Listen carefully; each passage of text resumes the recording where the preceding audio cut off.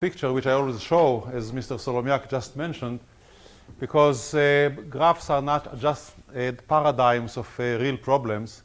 And if, oops, this is always happening.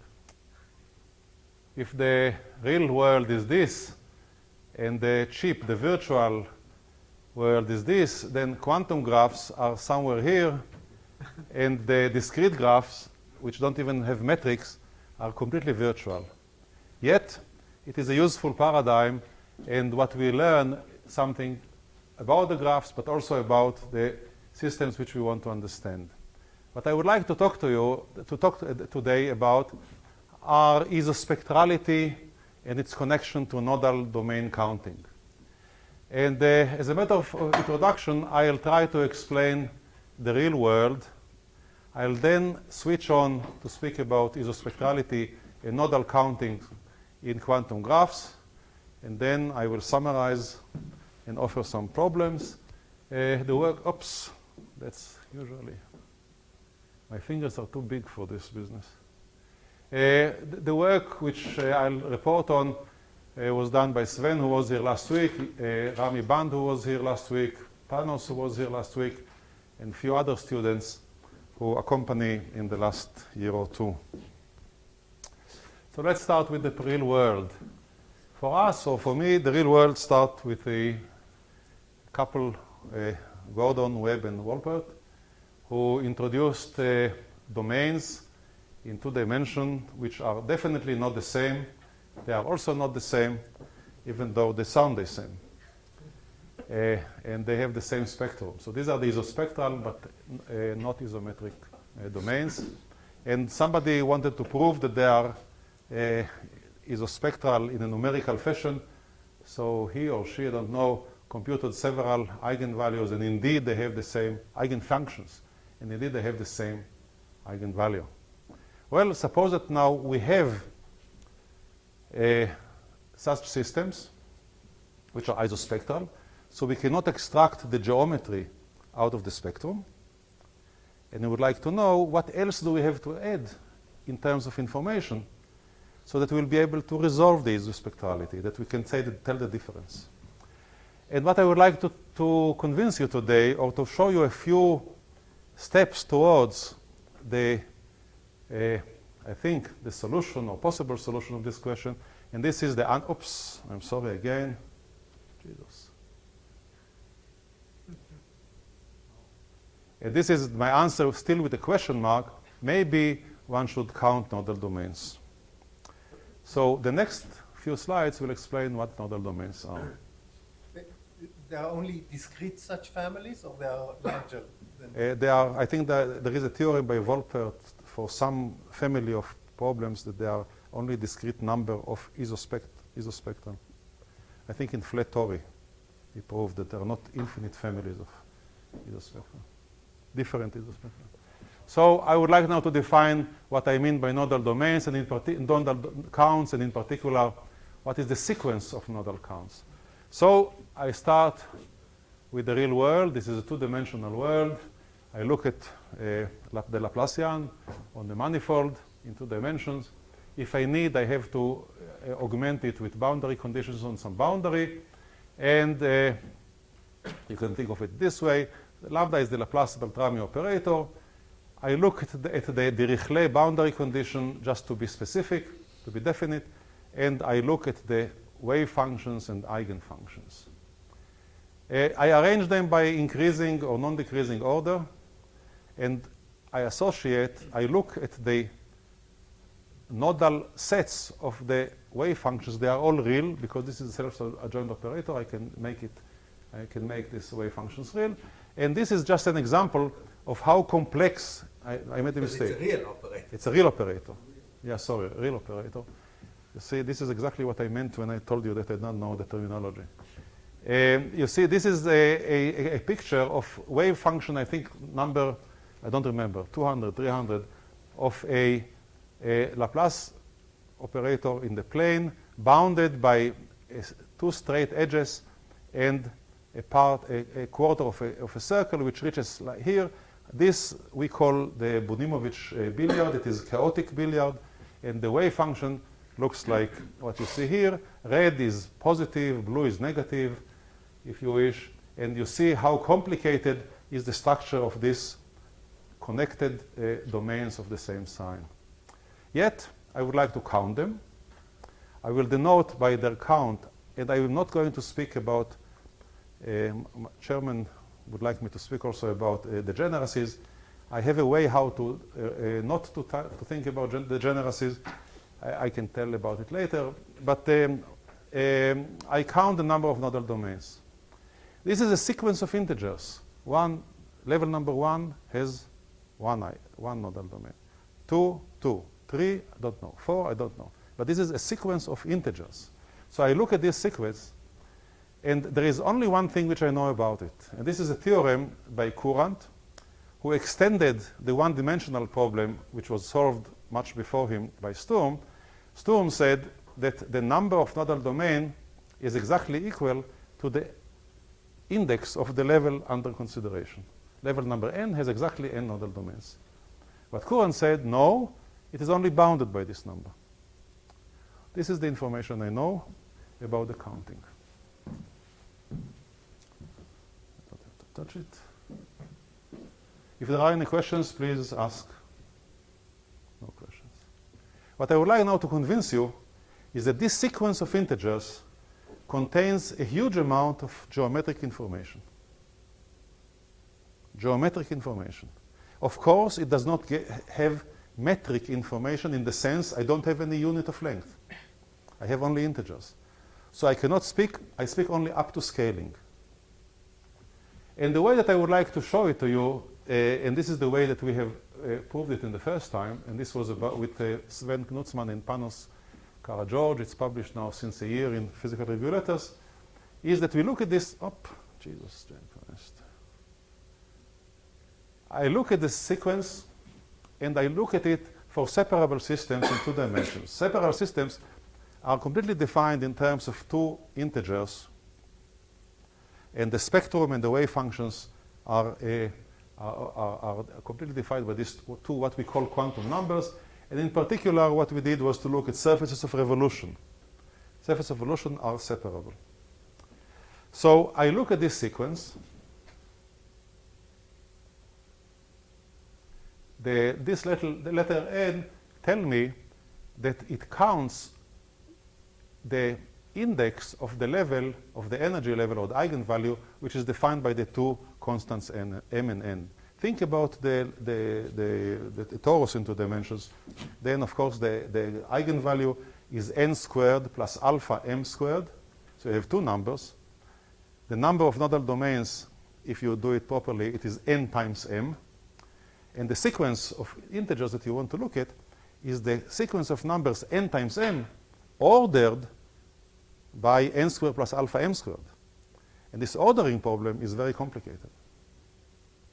This is very famous number theoretical problem. So the order is affected by the energies, and there is an interplay between the number of nodal domains and their ordering. So to be able to compute something, we look at the cumulative nodal counting. I just add them up to a level k. And I look at this sequence of integers. It is just a step function. And if you do what you people in mathematics call formal computations, or wild approximations without bounds on them, I don't know if they are correct or wrong, we do computations. And we compute and find, to our great delight, a formula for this integer valued function. I forgot here to write the integer part of k. And this formula looks very familiar to you. Those of you who remember the Gutzwiller trace formula, or any trace formula for a spectral problem, remember that it is a sum obtained from 2 terms, main terms. One of them is the smooth part, which is the Weyl series, or here is the Weyl term. And the other one is a periodic orbit sum.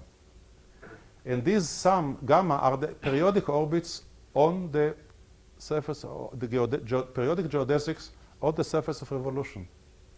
And the constants alpha, gamma, these numbers which appear here, and these phi's, then sigma, plays the role of a Maslov index. This plays the role of an action. It is proportional to the action measured in the proper units because we don't have units. And k is just this, the function which changes. What are these constants, nm bar? Some numbers? There are moments of the function which defines the rotating, the surface of revolution. So given a surface Revolution, in I can geometry, you can tell me what tell they you are. what they are. Yes, they are not volume. We don't have a volume. As a matter of fact, A is proportional to the area of the, and therefore everything is normalized with respect to the area. So this is a, if Mr. Mark Katz would have seen this formula, he would ask, can you count the shape of a drum? Because he was asking the question, can you hear the shape of the drum, when he observed this similar trace formula in which there is geometric information embedded in this sum and information about periodic orbits. And that is why I believe, at least for this for separable systems, for separable systems, what is this? I press about three knobs together. That's what happens.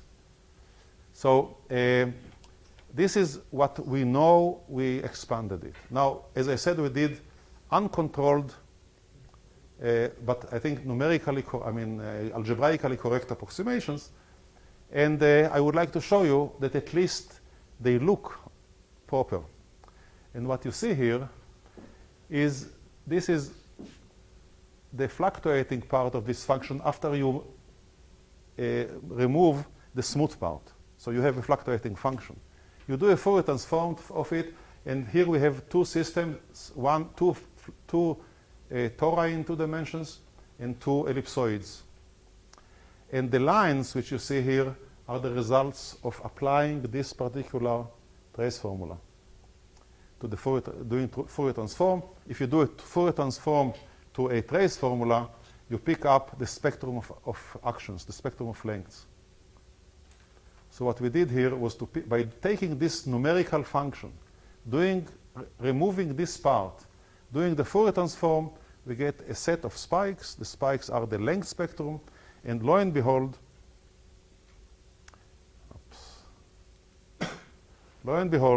the agreement is quite striking.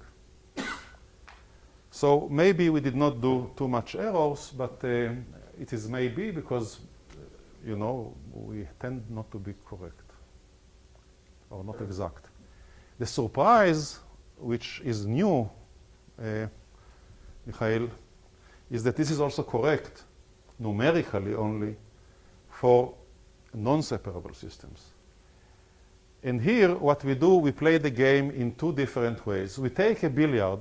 I show you a Bunimovich billiard, a stadium, because I didn't find a picture of a Sinai billiard. But the data here is on Sinai billiard. But you remember, Sinai and Bunimovich are friends, so it doesn't matter if you... Okay, why do I show it? Because here in this picture, you see 2 different ways of counting, which we count the nodal structure. The first way is just counting how many nodal domains there are. So you have to count how many connected domains of the same color there are here. And I don't remember how many there are. You look at it again, as I told you, you look at it as a numerical function. You do the Fourier transform, and lo and behold, you get this function, these spikes. So you get some kind of a length spectrum, but I don't know yet which lengths they are. We shall come to it in a minute. The other thing which you are doing is you say the following. We know that the wave function is completely dependent on the value of the normal derivative at the boundary. The normal derivative of the boundary is an oscillating function. It also gets zeros. Here they are. Here are the zeros. So you can count them also. And you also do the Fourier transform. And again, you get this function which of spikes. And if you overlay this function on this function and you color one of them by red, you see that the spikes coincide in position, but not necessarily in amplitude. So two different countings gives you the same length spectrum. It sounds suspicious. I mean, it sounds correct. Okay. Remember also that in all these billiards of Sinai and of Vaninovich type, there is always one part of the boundary on which all the periodic orbits, the chaotic periodic orbits, must hit. And there is another part of the boundary where the periodic orbits do not have to hit. For example, there is a periodic orbit which runs this way, and it is associated only with this part of the boundary. So there are two kinds of counting. You count along the part where periodic orbits hit, and you count along other parts. Remember this for the next slide, because what I show you here is the same information. But here, because I don't want to confuse you, I only look at counts along the boundary. So we call it boundary intersection counts. This is it. Beautiful spikes. This figure is the inverse of the Gutzwiller formula. You compute the true length spectrum from the spectrum. Here you count the shape, and here you hear the shape. The dashed lines are the periodic orbits associated with what we call bouncing ball modes, the modes which go between straight sections only. And you see that they dominate the spectrum, and both this figure and this figure have the spikes in the same positions. Especially, I mean, you have to look at it a little bit more in detail, but that's what happens. Okay, so the spectrum and the nodal counts give you the same length spectrum. That's nice. But now we do the test of the pudding. What we do now is to count only boundary intersections which hit the arc, the round part. At that part, the bouncing ball orbits don't appear. And you see that indeed, all these huge spikes disappear. There are almost no spikes in these lines. These are the same lines. And what appears in these lengths instead are other lines which are very minute on this picture, but they correspond to the periodic orbits, the chaotic separate periodic orbits on the billiard. So there seems to be a general validity. I mean, one thing which I know for sure is that if you do formal manipulations for separable surfaces of revolution, I get this kind of trace formula. I do the same thing numerically, both for the spectrum, both for the nodal domains, and both for the counts, the intersection with the boundary. I get the contribution from the periodic orbit. You can count the shape of a drum. Question: is the information the same? Is the spectral information the same as the counting information? Oh, I don't need this. Well, this is the question actually. Is the information the same? If you have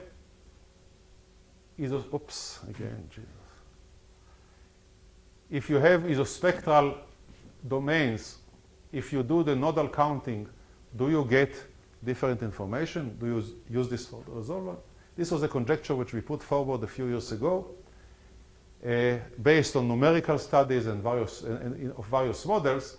And what I would like to inform you that there is a single mathematical rigorous result, which is due to Bröning and his student Calvon. He spoke about it when he was here. I think in March he was here. And what he showed is that isospectral, yet not isometric, flat tori in 4 dimensions have different nodal sequences.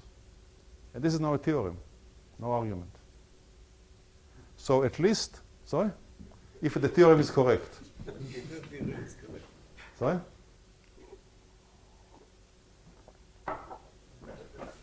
So the question is, therefore, remaining, can one generalize this answer? Can one get something which will tell you that the nodal sequence gives you really the resolution, or this adds to you the necessary information to resolve between isospectral systems? What I will do now is to switch to graphs, and I'll speak about isospectral graphs and what you can say about nodal domains on graphs and how nodal domains on graph help you both for metric graph and discrete graphs. I don't know the answer, but I'll tell you what I know so far. There's nothing known for smaller dimensions. I'm sorry? There's nothing that was known for smaller dimensions. That's a result in 4D that you... In one dimension, there is no problem. 3D. Sorry? In 3 dimensions. This is in 4 dimensions. Okay. The flat in 4 dimensions. Yes, nothing rigorous is known about 3D. About 2-dimensional systems, if they are separable, maybe. No, but not about. No, I don't know. Nothing is known. Yes. Okay. So, can you hear the shape of a graph? The answer is yes. In 2001, Boris Gutkin, the same Gutkin that Yossi spoke about the swimming, the quantum swimming, he also joined me, and he did most of the work actually to prove the following theorem. The spectrum of the Schrödinger operator on a metric graph determines uniquely the graph, connectivity, and the length of the bonds, provided that a few things happen. The graph is finite and simple, the bond lengths are rationally independent, and some other thing which is not very necessary. There are, sorry? What does simple mean? Simple, we didn't consider parallel bonds or loops. But there is extension, I think somebody, Kurasov, extended it further to all the possible things. This was the first paper, the first result, the second result, and this is the proof, I don't want to go into it. The second result was about scattering. You can consider a graph, as a scattering system by connecting leads to infinity. Then you can compute this S matrix, you compute its phase. This is the thing which Biermann and Krein like to compute, the phase of the S matrix. And then if you know this function, also under the same condition, you can say what is the, you can hear the graph. So I think that Kostrikin will speak about it in the next lecture, about a addition, about something follows this line. So I don't want to go into it further. But I would like to conclude from this that isospectral but not isometric graphs must have commensurate bond length. But this scattering problem, this was, I missed it. It was about the phase, not about the nodal domain. No. I don't. I give now a review of isospectrality.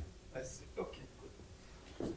So Mikhail Solomiak, who was always supporting us in a very kind way, found a nice example in which you see on the blackboard, on the whiteboard, in which you see two graphs which have the same spectrum, but they are definitely not the same. They are topologically the same, but not metrically the same. So this must be commensurate. However, you can extend this to many other problems in which you use the transplantation method, the Sonada method, to construct pairs of isospectral but not isometric domains. This is an example of these two appeared on the shirts of Webb and Gordon. You remember? So what you do, you take this triangle, which is the building block, which you then turn, you fold in the proper way, but instead of taking a triangle, you can take just this elementary star with different B and C. That's what's important in here.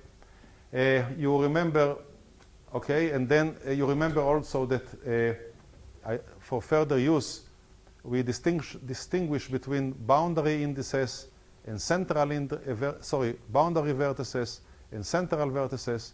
And if you just replace each triangle in the proper way by this picture in any of these two, you get two graphs which are not the same if B and C are not the same.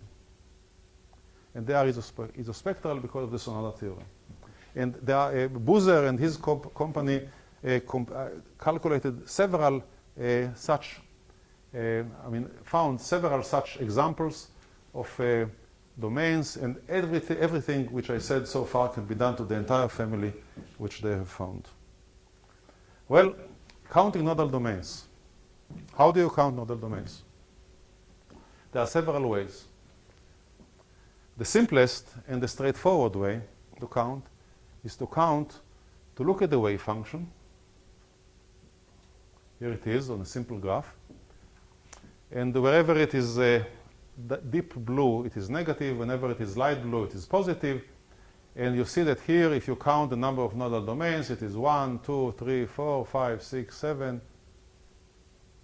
Well, I counted wrongly. 1, 2, 3, 4, 5, 6, 7. You counted Okay, so you count better than me. There are 8. So this is called metric graph. Why? We look at the metric graph. It is the analog of the metric Laplacian, and that's how you count. But this is not a very nice way of counting. Why? Because all the nodal domains which appear in the middle between the vertices are trivial. The wave function is sinus, so it's boring. You know, if you know the wave number and you know the length, then you know the number of nodal domains up to the point where they meet, the vertices, because here things can change. And the entire richness of the problem is what happens in these central vertices.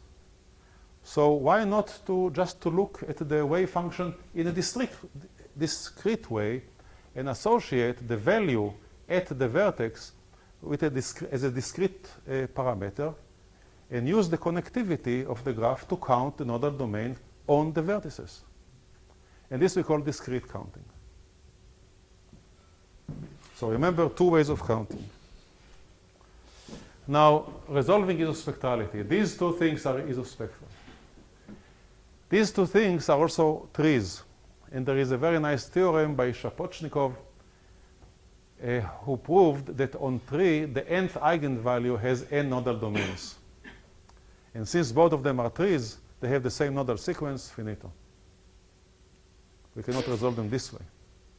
There is a generalization due to Bercolayko, which gives you also a lower limit for the range where the number of nodal domains can change between its maximum, according to Courant, and a minimum, which is n, the level counter, minus r. And r is the rank, or the rank of the fundamental, the number of loops that you have on the graph, the independent loops. So this is this is just a remark. However, if you take the same graphs, you solve the metric problem, and you count these eigenfunctions in a discrete way, then the 2 sequences are different. And to show you that they are different, you can do again the same story. You look at the sequence, you do the Fourier transform, you look at the length spectrum, and you see that, again and again and again. The lengths that appear here are the same, but the amplitudes are different. And if they are different, it means that there is new information. So you resolve it. This is numerical. Let's go a little bit to discrete graphs. And here there are a few nice examples which were proven by my master student, I must say, Idan Oren, and he did it in the first month or the first 2 months of his being a student, so he didn't know anything before. I think it's really a very nice result. And what he says is the following. Suppose you have a function, not necessarily an eigenfunction of the Laplacian, the discrete Laplacian on the graph. You take any function.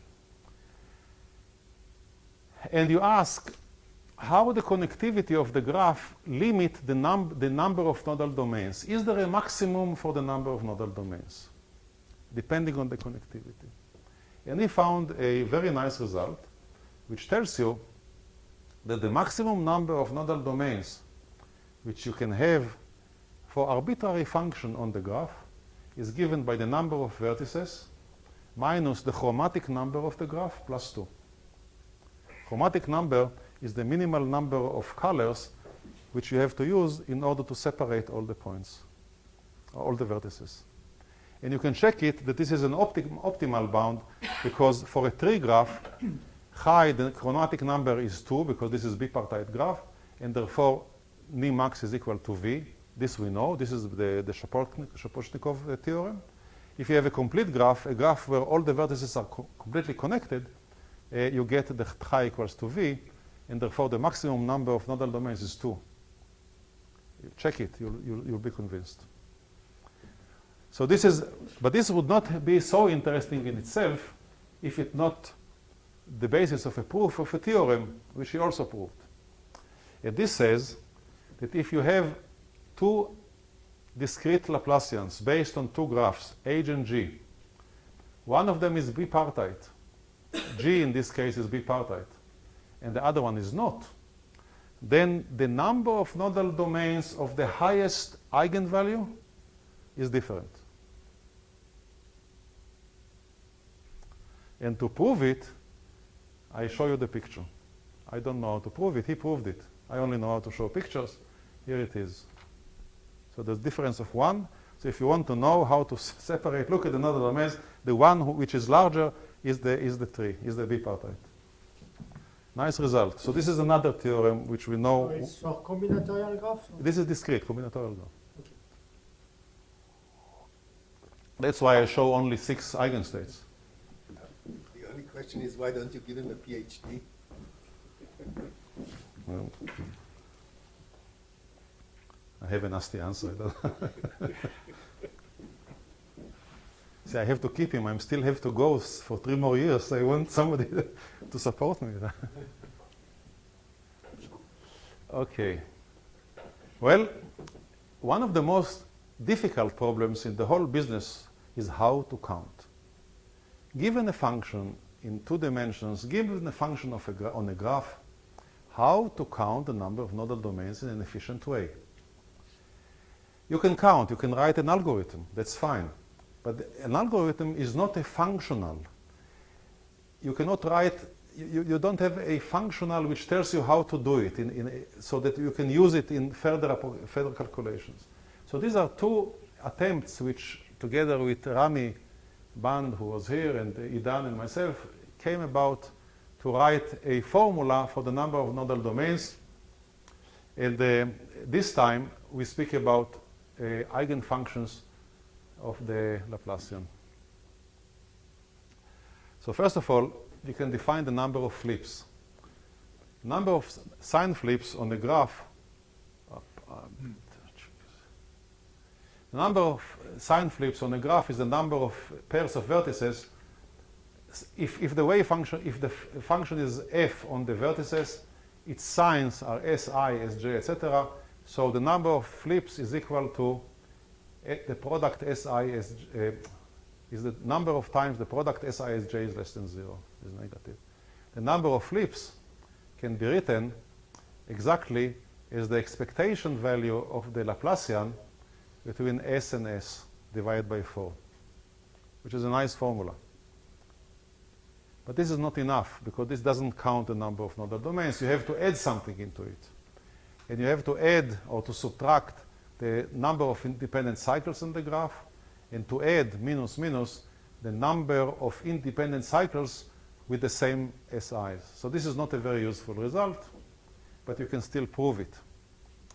But there is a very elegant way to do it, to count, and this is what I would like to show you now, and that is the following. You have a graph which is given by the connectivity matrix C, Cij. You generate a new graph. And the new graph is given by the connectivity Cij, the old one, times 1 plus Sisj divided by 2. If Si and Sj have different signs, this is 0, disconnected. If Sij is the same, then it is 1. In this way, what you did was to separate the matrix, the connectivity matrix, into disjoint nodal domains. And therefore, the new Laplacian, which you generate out of this connectivity, has a degenerate eigenvalue for the ground state, and the degeneracy is equal to the number of components. And therefore, if you remember how to compute the degeneracy of the eigenvalue 0, which is this formula, you have an explicit formula for the computation of the number of nodal domains.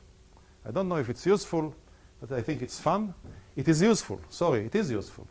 Because if you have a large graph, you can easily build up this matrix, and then you use singular value decomposition, which is an extremely fast method to compute the ground state and its degeneracy. So this is a working procedure which is very good, and it was used by Idan for other purposes. Well, the chairman, I have still some time. The chairman and his three friends recently, about 2 years ago, I think, proposed a construction of isospectral pairs in the plane in R2. And the construction is based on the dihedral symmetry of a overriding picture which is looked at from different points. And what Rami Ban did, following the paper, is to compute their two graphs, which I think are the most simple isospectral but not isometric graphs. These are these two, where D stands for Dirichlet boundary conditions on this ends, and Neumann stands for this. And they are based on looking at this original shape, original graph, which has the D4 symmetry, once by cutting in this way, and the other one by cutting it this way.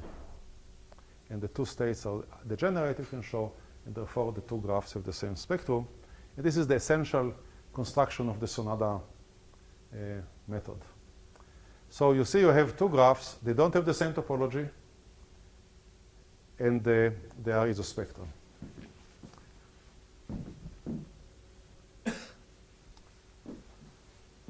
Two theorems were proven together with Rami. The first one, let G1 and G2 be the two graphs. Denote by mu the sequence of discrete nodal counts of the graph GI, so I 1 or 2. Nodal counts discrete means that we look at the sign here and the sign here. If the signs are the same, there is one nodal domain. If otherwise, it's two.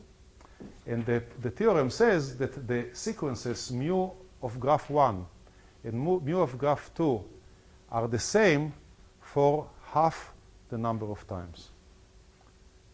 So in the entire sequence, if you look at this as a complete sequence, in the limit, the number of times mu is 1, and the mu are different or the same, is exactly half.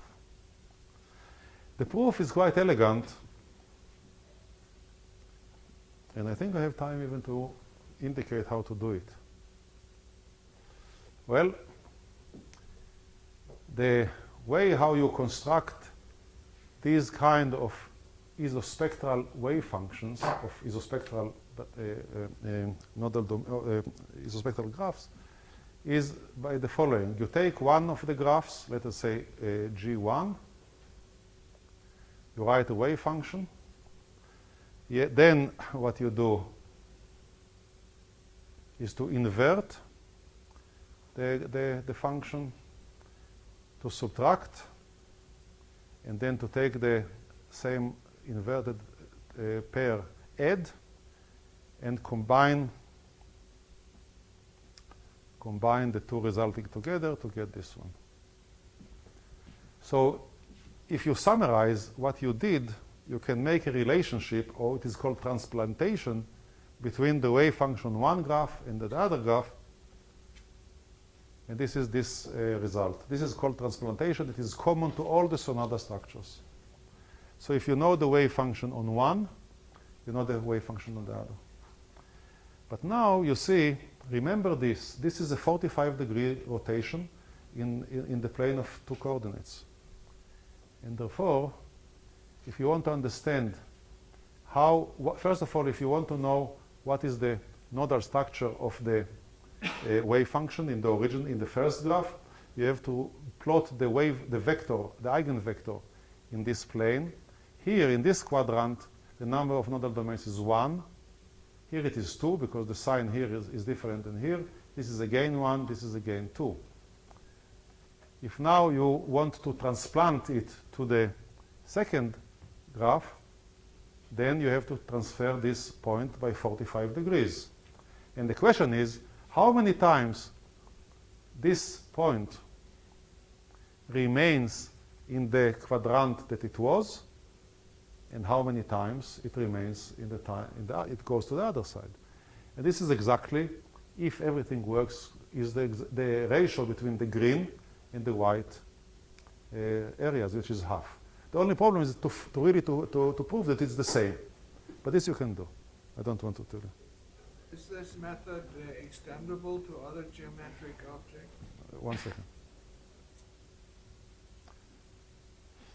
This is now the details. I don't want really to go. There are integrals you have to perform. You have to, and then the other result is that for metric nodal count, they are different. Also with the same relationship. The proof here is different, but the proof I think here could be much more simplified if we knew at that time the Idan-Oren theorem.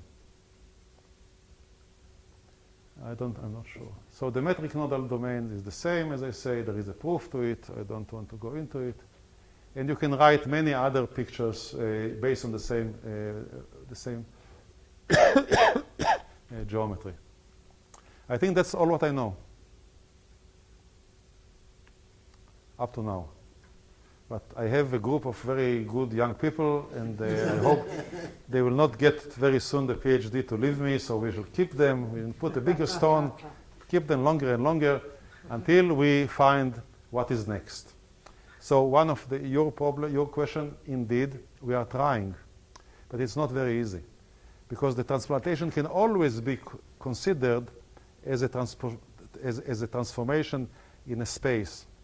But the problem is that whereas the partition of quadrants to nodal domains was simple in 2 dimensions, in V dimensions, it is much more difficult.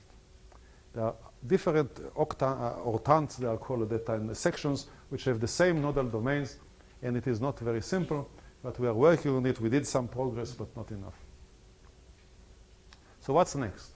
Well, I'm very proud of the trace formula and of the numerics which went into it, but it needs a proof. Is it correct?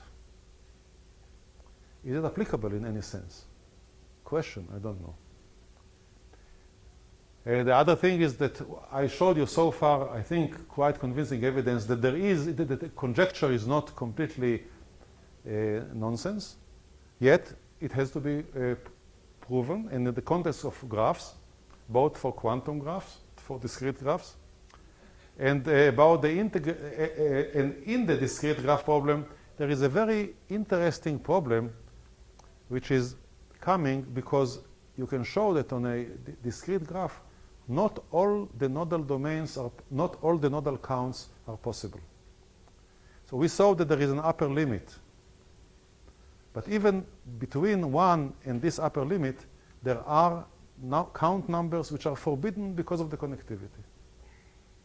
And to understand what are the restrictions due to coloring, index, or whatever is still an open problem, and we are still working on it.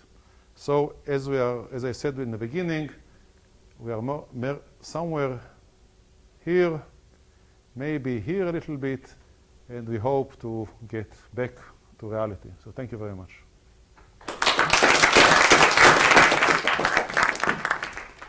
Any questions or comments, please? Maybe it's a stupid question, but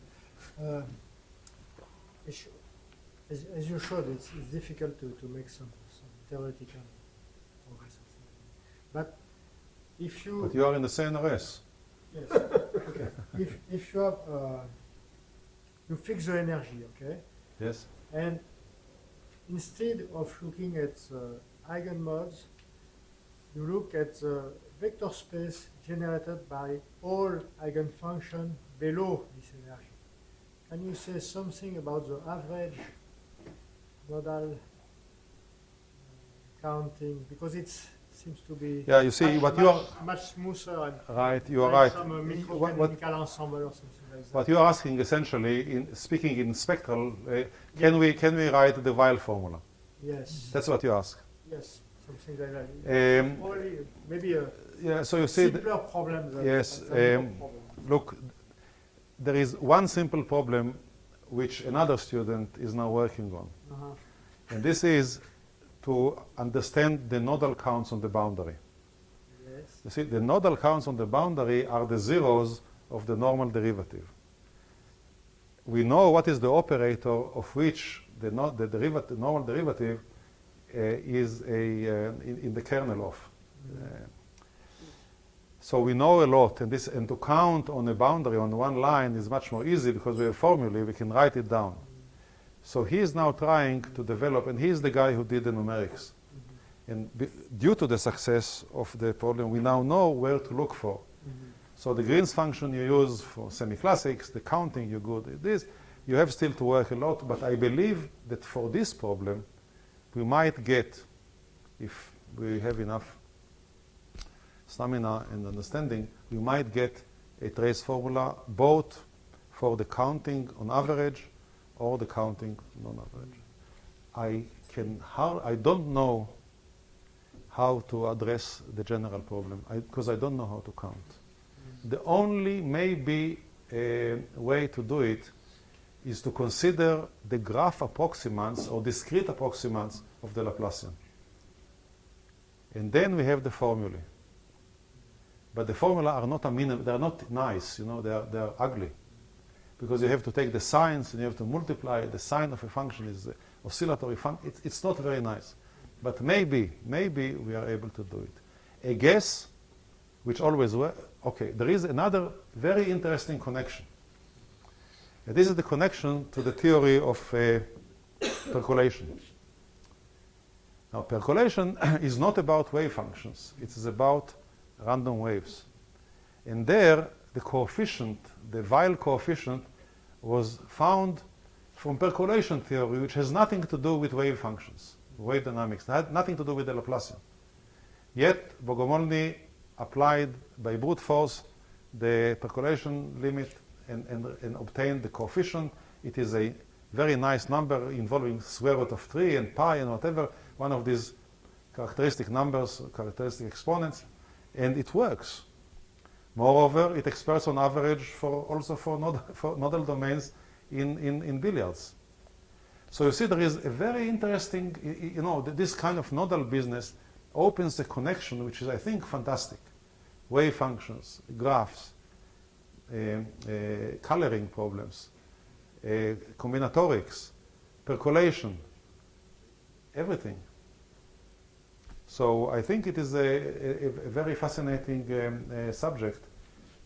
But the answer to your question, I don't know. Any more questions, comments? So for example, if I contrast the setting between, say, Weil-type formulas on the one hand and these nodal domain countings, then the Weil-type formulas have also immediate applications, say, in thermodynamics, in computing things that have physical content. So what kind of physical content can you imagine or envisage or you know of that I would have if I would know how to count the nodal domains? Would there be some nice observable that I could, I don't know? The answer is the same as the answer for him. I don't know. You know, in music, they use Chladni lines, but you know, in music is not, the acoustics is not acoustics, and the oscillating plates are not the same as oscillating membranes. So the whole concept of nodal lines is used in a very, how should I say, in a very non-rigorous way to decide whether a violin is good or bad or a guitar is good or bad. But it is not really counting. It is by looking, you know, you see this side or that side, you say, this is not symmetric, so let's rub a little bit off and then. But there is no application in physics beyond this point which I can tell. It's pure mathematical game, as far as I see it now. But you're telling us that the nodal structure in acoustics has implications on our physiology, or what we hear, or what we Well, like of to course, no, not really. But Just I think there is, look, it is all, I don't want even to go. I mean, there are people who are trying to explain the mode of hearing of the tzartzar, how do you say tzartzar? Cricket, I think. Cricket, by computing the nodal set of a certain wave function of its belly. I saw in my own an article about it. Now, it's true, you see, because whenever you have a nodal line, you are not sensitive to something. If you put your hand on the nodal point, you still produce the same sound. So that's where you want to hold your guitar. If you hold it in the wrong place, then you ruin that. So such applications exist, of course. And then if you want to analyze, some people analyze music instruments and they show that there is nothing wrong with the instrument, but the way that you hold the guitar ruins the quality of the sound. But these are remote from what we are doing. No, but they're It just, you know, they are not yet, we are not yet, you know, you ask me, shall I be rich from doing nodal domains? No. I'm afraid Didn't not. ask you No, that. I should not be rich. I would like to know, do you have some sort of a semi-classical understanding of nodal domains? By this, I mean the following. You have a parameter in quantum, not in reality, which is h bar. Yes. We know that we can, when Yes. we do this cleverly, we can let h bar go to 0. Yes. The Ehrenfest theorem, Yeah. all these things. I just get the concept. And this standard language is when you go to h bar going to 0, otherwise not changing the theory, then you have to go up high up in the quantum Yes. numbers and the level density Yes. becomes closer and closer. So that means that when you go here up at high quantum numbers of the energy, then of course you get more and more nodal domains. Is there some sort of semi-classical picture Exactly. that comes out of Yes, this? you are completely right. The formula which we derived for the trace formula for nodal counts for the surfaces of revolution assumes the semi-classical theory of Eve and Bleher, and if I can point to any rigor in that work, it is because they had properly estimated for certain types of surfaces which we assume the relative importance of various terms. And so our theory, if it is ever correct, it is only correct in the asymptotic sense. And this asymptotic sense is the sense of high quantum numbers, which in other words is h bar goes to 0. Completely correct. Thank you very much. We don't have a proper break now, but 3-minute break.